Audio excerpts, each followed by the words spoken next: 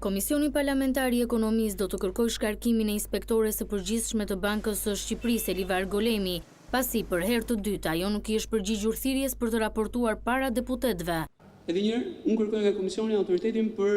t'i paraqitur konferencës kryetarëve me shkrim dhe personalisht një raport për këtë pjesë, sepse do të ketë një raport të përgjithshëm në fund fare të gjithë këtij procesi, një raport përgjithshëm për situatën institucionale në Bankën e Shqipërisë dhe natyrisht pastaj edhe rekomandimet tona për të nisur një proces ligjor për të përmirësuar ligjin për Bankën e Shqipërisë, por ai është raporti në fund të këtij procesi. Një raport paraprak për këtë situatë të krijuar në Kuvendin e Republikës së Shqipërisë, për mospërmbyshjen e detyrës edhe nga inspektori i përgjithshëm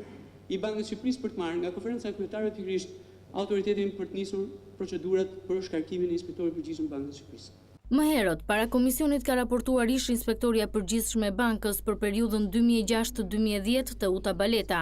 Ajo ka fajsuar Këshillin Mbikëqyrës dhe guvernatorin për dobësimin e auditit të brendshëm, për shpenzimet e larta në paga e shpërblime, për ndërhyrjet në punësime dhe në kryerjen e tenderave. Për gjitha këto problematika që prekën pavarësinë e auditimit brendshëm,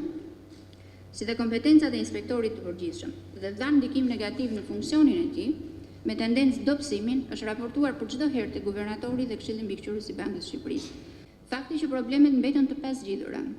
madje u përkeqësuan deri në momentin kur kam lënë detyrën, në opinionin tim, është pasojë e dështimit të Këshillit Mbikëqyrës, siç është rasti i angazhimit të Këshillit Mbikëqyrës në procese prokurimi, duke marrë atributet e endit prokurues dhe duke humbur funksionin e tij mbikëqyrës. Ditën e hënë, Komisioni Parlamentar i Ekonomisë ka thirrur për të raportuar 2 nga anëtarët e Këshillit Mbikëqyrës së Bankës së Shqipërisë, lidhur me skandalin e vjedhjes së 713 milion lekëve në këtë institucion, por edhe mënyrën e funksionimit të tij.